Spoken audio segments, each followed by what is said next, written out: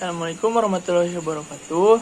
Di sini saya ingin menjelaskan hukumor dan pengertian dari konsep sistem informasi dengan kelompok, yaitu saya sendiri, Adian Fauzki, dan teman saya, Alfi dan Rian. Yang pertama yaitu hukumor. Hukumor adalah pengamatan yang dilakukan oleh Gordon Moore pada tahun 1965. Pengamatan empiris Moore menjadi landasannya dari statistik yang diamati. Ia mengekstrapolasi jumlah transistor dari sebuah microchip yang jumlahnya meningkat 2 kali lipat setiap tahunnya. Mayoritas pertemuan kepadatan chip ini disebabkan oleh 4 faktor utama, yaitu ukuran cetakan, dimensi garis, kecemerlangan teknis, dan inovasi teknologi. Selanjutnya, ada selama bertahun-tahun undang-undang tersebut mengalami penurunan. Pelemahan ini disebabkan oleh semakin rumitnya penciptaan teknologi mutakhir.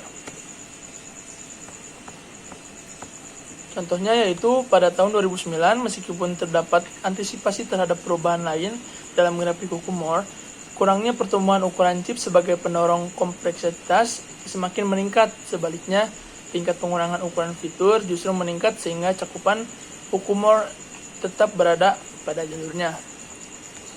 Jadi, apakah hukum Moore masih berlaku? Pertanyaan ini juga terbuka untuk diperdebatkan. Meskipun perkembangan undang-undang tersebut semakin melambat, beberapa pihak masih berharap akan ada penerapan baru yang akan meneruskan warisan undang-undang tersebut. Jadi, apa hukum Moore berakhir?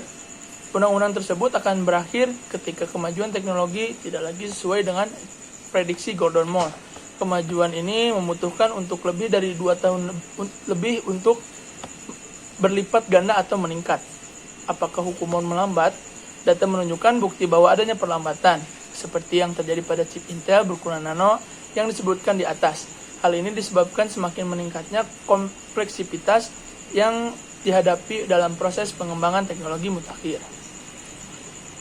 Yang selanjutnya ada konsep sistem operasi. Secara umum, sistem operasi adalah perangkat lunak pada lapisan pertama yang ditempatkan pada memori komputer pada saat komputer dinyalakan atau booting. Sedangkan software-software lainnya dijalankan setelah sistem operasi berjalan, dan sistem operasi akan melakukan layanan inti untuk software-software itu. Sistem operasi mempunyai penjadwalan yang sistematis, mencakup perhitungan, penggunaan memori, pemrosesan data, penyimpanan data, dan sumber daya lainnya. Contoh sistem operasi modern adalah Linux, Android, iOS, macOS, dan Microsoft Windows. Fungsi sistem operasi. 1. Manajemen sumber daya komputer. Sistem operasi dapat mengatur waktu sebuah aplikasi yang dijalankan.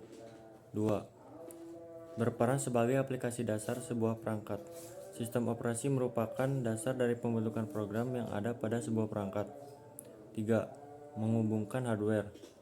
Sistem operasi berperan dalam mengkoordinasikan semua perangkat yang saling terhubung pada gadget dalam waktu yang bersamaan seperti penyimpanan internal, mouse, speaker, dan CPU. 4. Mengoptimalkan fungsi sebuah perangkat.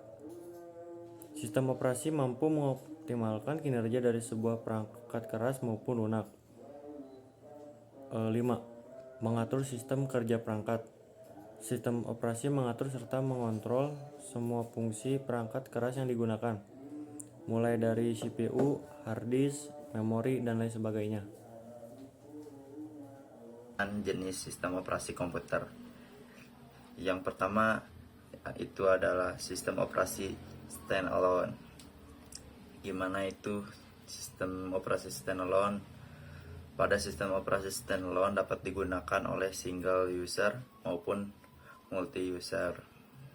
Yang kedua, sistem operasi live CD. Gimana sistem operasi live CD? Live CD hanya membutuhkan perangkat CD atau DVD ROM tanpa perlu menginstal secara permanen di komputer untuk menjalankannya. Sistem operasi ini sangat ringan karena ukurannya yang cukup kecil. 3. Sistem operasi embedded. Sistem ini langsung ditanamkan di komputer dan tidak bisa berdiri sendiri, memiliki fungsi khusus dan signifikan khususnya. Keempat, sistem operasi jaringan. Sistem operasi jenis ini dibuat khusus untuk mengenai keperluan jaringan komputer. Beberapa layanan yang dapat ditangani oleh sistem operasi jaringan adalah HTTP service, DNS service, sharing printer, proxy server, dan masih banyak yang lainnya. Terima kasih.